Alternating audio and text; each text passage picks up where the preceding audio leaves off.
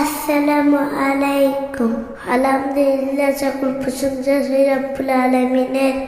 তিনি দয়া করে মায়া করে আল্লাহর দরবারে বসার মতো তৌফিক দান করিলেন।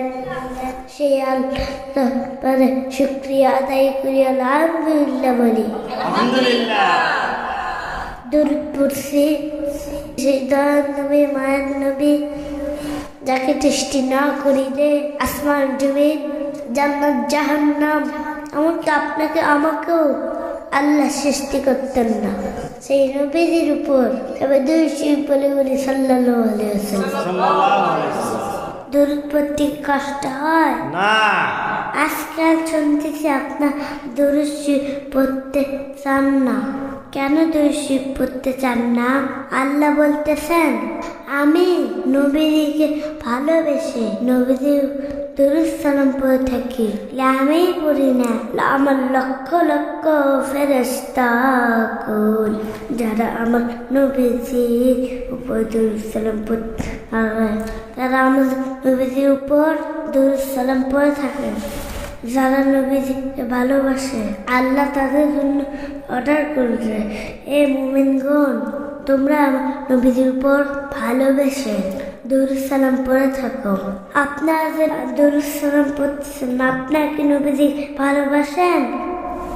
দরুদ সালাম পড়ার আদেশ আল্লাহ নিজে করেছেন। কোরআন শরীফের সূরা আহজাব 56 আয়াত আল্লাহ বলতেছেন, ইন্নাল্লাহ ওয়া মালাইকাতাহু ইউসাল্লুনা আলান নবী ইয়া আইয়ুহাল্লাযীনা আমানু সাল্লু আলাইহি ওয়া সাল্লিমু তাসলিমা।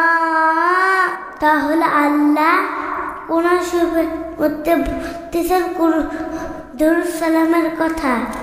তাহলে আপনারা কেন বিরোধিতা করছেন? আপনারা কি মুসলমান? যারা মুসলমান, যারা নবীজিকে ভালোবাসে, তারা কখনো দরুদ সালামের বিরোধিতা করবে না, তারা ভালোবেসে দরুদ সালাম পড়বে। যারা বিরোধিতা করছেন, তাতে একসময় মিলাদের প্যাকেট খেয়ে বড় হয়েছেন, কে মিলাদের বিরুদ্ধে ফতোয়া দিচ্ছেন। তাহলে আপনার আসলে মুসলমান? এই জন্য মিলাদের বিরুদ্ধে ফতোয়া দেওয়া বন্ধ করেন। যদি বাঁচতে চান, এগুলা বন্ধ করেন। প্রত্যাচার না, পড়েন না। যারা পড়ে, যাদের কেন নিষেধ করেন? সারা তো ভালোবেসে দরুদ সালাম পড়ে থাকে। অসংখ্য দলিল আছে। আপনারা তো কেরাত মানেন না। আর নিউমাতুল কুবরা আলাল আলাম এই কিতাবের 7 পৃষ্ঠায় এসেছে, হযরত আবু বকর সিদ্দিক রাদিয়াল্লাহু আনহু বলেছেন, যে ব্যক্তি মিলাদ শরীফের সময় শ্রম অর্থ খরচ, সে ব্যক্তি আমি আবু বকরের সাথে জান্নাতে থাকবে।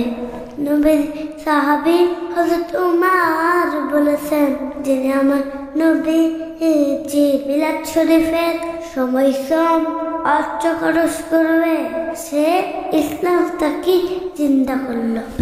আমার নবী যে সাহাবী, আমার নবী যে সাহাবী হযরত উসমান, উনি বলেছেন যে আমার নবীজি মিলাদ কিয়ামের সময় অর্থ খরচ করবেন, সেই বদরে হুনাইনে যুদ্ধের শহীদদের সাথে জান্নাতে থাকবেন।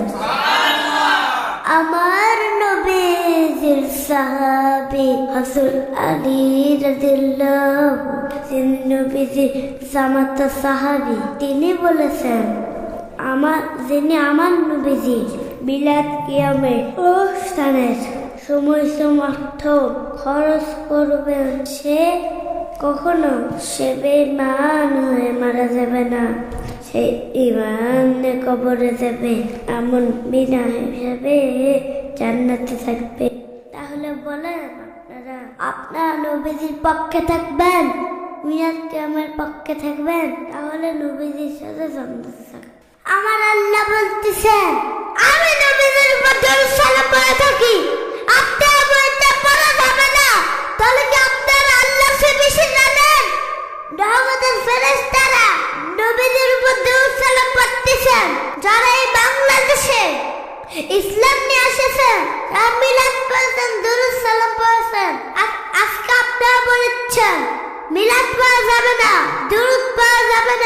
সালাম দেওয়া যাবে না, এগুলা শিরক, এগুলা বেদাত। আপনারা কি মুসলমান? তাহলে আপনারা কোরআন আয়াত মানেন? আপনারা কি মুসলমান? কোরআন শরীফ আয়াত মানে না, কেমনে মুসলমান থাকে? সাবধান সাবধান, নবীজির বিরুদ্ধে যান না, কোরআনের বিরুদ্ধে যান না। নারায়ে তাকবীর, নারায়ে রিসালাত, শাহজাদা হুজুর কিবলা, হকের দাওয়াত সিদ্দিকিয়া দরবার শরীফ, ওলিয়া উলিয়ার দুশমনেরা, মিলাদ কেমের দুশমনেরা।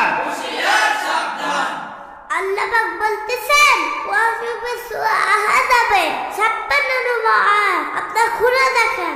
আল্লাহ বলতেছেন আমি দুশোর উপরে আমার নবীর উপর আমার ফেরেশতাকুল বলেন আর আপনার ইচ্ছা পাওয়া যাবে না। এটা কেমন কথা? এটা কি কোরআন মানে